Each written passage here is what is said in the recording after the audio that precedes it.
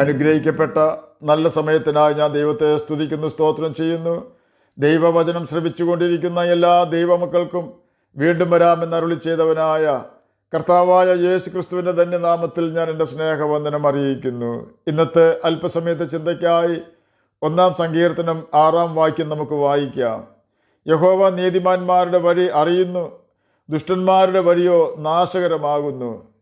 NIV English വേർഷനിൽ ഈ വാക്യം എഴുതിയിരിക്കുന്നത് ഇപ്രകാരമാണ്: for the Lord watches over the way of the righteous, but the way of the wicket will perish. അനുഗ്രഹിക്കപ്പെട്ട ഒരു വേദവാക്യമാണ് നാം കേട്ടത്. നീതിമാനാകുവാൻ ആഗ്രഹിക്കുന്ന വ്യക്തി ഏതെല്ലാം കാര്യങ്ങളിൽ നിന്നും ഒഴിഞ്ഞിരിക്കണമെന്നും ഏതെല്ലാം കാര്യങ്ങളിൽ അവർ ശുഷ്കാന്തിയുള്ളവരാകണമെന്നും 1 സങ്കീർത്തനം നമ്മെ പഠിപ്പിക്കുന്നു. നീതിമാന്റെയും ദുഷ്ടന്മാരുടെയും പ്രവൃത്തികൾക്കനുസരിച്ചുള്ള പ്രതിഫലത്തെക്കുറിച്ചാണ് 1 സങ്കീർത്തനം 6 വാക്യത്തിൽ രേഖപ്പെടുത്തിയിരിക്കുന്നത്. അനുഗ്രഹിക്കപ്പെട്ട നീതിമാനായ ഒരു വ്യക്തി നിശ്ചയമായും ചെയ്യരുതാത്ത 3 കാര്യങ്ങൾ 1 സങ്കീർത്തനം 1 വാക്യത്തിൽ രേഖപ്പെടുത്തിയിരിക്കുന്നു. ദുഷ്ടന്മാരുടെ ആലോചന അഥവാ ഉപദേശം അനുസരിച്ച് ജീവിക്കരുത്. പാപികളുടെ വഴിയിൽ അഥവാ പാപികളുടെ ജീവിത രീതി മാതൃകയാക്കരുത്. പരിഹാസികളുടെ ഇരിപ്പിടത്തിൽ അഥവാ പരിഹാസികളായ വ്യക്തികൾ കൂടിയിരിക്കുന്ന സ്ഥലങ്ങളിൽ തെറ്റിച്ചെന്നിരുന്ന് ആരെയും പരിഹസിക്കരുത്. നീതിമാനായ അനുഗ്രഹിക്കപ്പെട്ട ഒരു വ്യക്തി ചെയ്യേണ്ടതായ 2 കാര്യങ്ങൾ 1 സങ്കീർത്തനം 2 വാക്യത്തിൽ നമുക്ക് വായിക്കുവാൻ കഴിയും. ഒന്നാമതായി, യഹോവയുടെ ന്യായപ്രമാണത്തിൽ സന്തോഷിക്കണം, അഥവാ യഹോവയുടെ ന്യായപ്രമാണം വായിക്കുവാൻ നാം തൽപരരായിരിക്കണം. രണ്ടാമതായി, യഹോവയുടെ ന്യായപ്രമാണത്തെ ധ്യാനിക്കണം, അഥവാ ദൈവകൽപ്പനകൾ അനുസരിക്കണം. ധ്യാനിക്കുക എന്നാൽ സീക്കിംഗ് ഗൈഡൻസ് ഫോർ ലൈഫ് എന്നാണ് അർത്ഥം കൊടുക്കേണ്ടത്. യഹോവയുടെ ന്യായപ്രമാണം തൻ്റെ ലൈഫ് സ്റ്റൈൽ അഥവാ ജീവിത രീതിയാക്കണമെന്ന് സാരം. തെറ്റായ സ്വഭാവമുള്ള വ്യക്തികളെ നമ്മുടെ സ്നേഹിതന്മാരാക്കിയാൽ അവരുടെ അഴുക്ക് സ്വഭാവങ്ങൾ നമ്മുടെ സ്വഭാവം അഥവാ നമ്മുടെ ജീവിത രീതിയായി, നമ്മുടെ ശീലമായി തീരുന്നു. ബൈബിളിലെ ദൈവം അംഗീകരിക്കുന്നതും അനുവദിച്ചിരിക്കുന്നതുമായ കാര്യങ്ങൾ നാം നമ്മുടെ സ്വഭാവമാക്കിയാൽ നമ്മെ കാണുന്നവരും ആ സ്വഭാവം തങ്ങളുടെ ജീവിതത്തിൽ പകർത്തുവാൻ ശ്രമിക്കുമെന്നതിന് 2 പക്ഷമില്ല.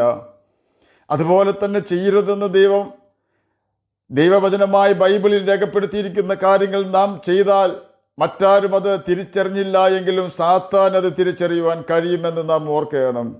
യഥാർത്ഥ ദുഷ്ടൻ എന്നത് പിശാചാണെന്ന് നാം മനസ്സിലാക്കണം. അവൻ ദൈവത്തിൻ്റെ ശത്രുവായതിനാൽ നമ്മുടെയും ശത്രുവായി തീർന്നു. അതുകൊണ്ട് ബൈബിൾ നമ്മോട് ഉപദേശിക്കുന്നു, ദുഷ്ടൻ്റെ ഉപദേശപ്രകാരം ജീവിക്കരുത്. പാപികളായ വ്യക്തികളെ മാതൃകയാക്കരുത്. പരിഹാസികളായ വ്യക്തികൾ കൂടിയിരിക്കുന്ന സ്ഥലങ്ങളിൽ ദൈവഭയമുള്ളവർ ചെന്നിരുന്ന് ആരെയും പരിഹസിക്കരുത്. ദുഷ്ടൻ എന്ന വാക്കുകൊണ്ട് അർത്ഥമാക്കുന്നത് ദൈവകൽപ്പനകൾ അനുസരിക്കാതെ പാപം ചെയ്യുവാൻ സാഹചര്യം അന്വേഷിച്ച് നടക്കുന്നവർ എന്നാണ്. എന്നാൽ ഭാഗ്യവശാൽ പാപം ചെയ്തതുമൂലം ദൈവത്തിൽ നിന്നും അകന്ന ദുഷ്ടൻ അഥവാ പാപി എന്ന പട്ടികയിലുള്ള സകല വ്യക്തികൾക്കും വേണ്ടി കർത്താവായ യേശു ക്രിസ്തു കാൽവരി ക്രൂശിൽ തകർക്കപ്പെട്ടുവെന്ന് റോമർക്ക് എഴുതിയ ലേഖനം 5 അധ്യായം 6 വാക്യത്തിൽ രേഖപ്പെടുത്തിയിരിക്കുന്നു. അതുകൊണ്ടാണ് ഒരു കാലത്ത് ദൈവത്തിൽ നിന്നും അകന്ന് പാപം ചെയ്ത് ജീവിച്ചിരുന്ന എനിക്കും ദൈവമകനാകുവാൻ ഇട വന്നത്. യേശുവിൻ്റെ രക്തം നമ്മുടെ സകല പാപവും പോക്കി നമ്മെ ശുദ്ധീകരിക്കുന്നുവെന്ന് 1 യോഹന്നാൻ 1 അധ്യായം 7 വാക്യത്തിൻ്റെ അവസാന ഭാഗത്ത് രേഖപ്പെടുത്തിയിരിക്കുന്നു. തന്നെയുമല്ല, യേശുവിൻ്റെ ആത്മാവിനെ തന്ന് നമ്മെ കർത്താവായ യേശു ക്രിസ്തു ദൈവമക്കളാക്കി തീർക്കുന്നു. എന്നാൽ യേശുവിൻ്റെ ക്രൂശ് മരണത്തിൽ നാം വിശ്വസിക്കാതെ, അവൻ്റെ രക്തത്തിൽ നാം ആശ്രയിക്കാതെ വീണ്ടും പാപം ചെയ്ത് ജീവിച്ചാൽ നാം പിശാചിൻ്റെ മക്കളായി നിത്യ മരണമായ ഗന്ധകം കത്തുന്ന തീ പൊയ്കയിൽ വീഴേണ്ടി വരുന്നു. അതുകൊണ്ടാണ് ദുഷ്ടന്മാരുടെ വഴി അഥവാ ജീവിത രീതി അവരെ നാശത്തിൽ കൊണ്ടെത്തിക്കുന്നുവെന്ന് 1 സങ്കീർത്തനം 6 വാക്യത്തിൻ്റെ അവസാന ഭാഗത്ത് രേഖപ്പെടുത്തിയിരിക്കുന്നത്. എന്നാൽ നാം 1 സങ്കീർത്തനം 2 വാക്യത്തിൽ രേഖപ്പെടുത്തിയിരിക്കുന്നത് പോലെ യഹോവയുടെ അഥവാ കർത്താവായ യേശു ക്രിസ്തുവിൻ്റെ പ്രമാണം അഥവാ കൽപ്പനകൾ വായിക്കുകയും അതിൻ പ്രകാരം ജീവിക്കുകയും ചെയ്യാമെങ്കിൽ നിശ്ചയമായി നമ്മുടെ ജീവിതയാത്രയിൽ ദൈവത്തിൻ്റെ സംരക്ഷണം ഉണ്ടാകും. നാം പാപം ചെയ്യാതെ വണ്ണം പാപത്തെ പാപമാണെന്ന അറിവ് തന്നുകൊണ്ട് നാം നടക്കേണ്ടുന്ന വഴിയിൽ കൂടി മാത്രം ദൈവം നമ്മെ നടത്തുന്നു.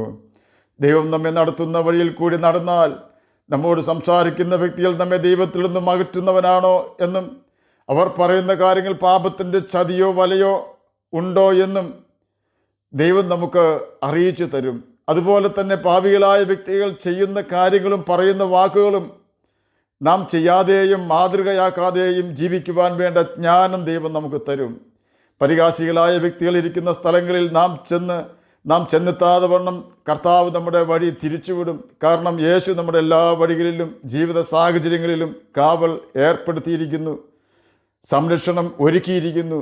നിത്യജീവനാവകാശികളായി തീരുവാൻ ഒരു വ്യക്തി ദൈവം ഇഷ്ടപ്പെട്ട വഴി തിരഞ്ഞെടുക്കേണ്ടത് അത്യാവശ്യമാണ്. അല്ല എങ്കിൽ സാത്താൻ്റെ വീതിയുള്ള വഴിയിൽ കൂടി നാം യാത്ര ചെയ്യുവാൻ പ്രലോഭിക്കപ്പെടുകയും സകലവിധ പാപങ്ങളും ചെയ്ത് നാം ജീവിക്കുന്നതിനാൽ ഗന്ധകം കത്തുന്ന തീപ്പൊയ്കയിൽ നാം എത്തിപ്പെടുകയും ചെയ്യുന്നു. ആകയാൽ നമുക്ക് ദൈവത്തിൻ്റെ ന്യായപ്രമാണത്തിൽ സന്തോഷിക്കാം.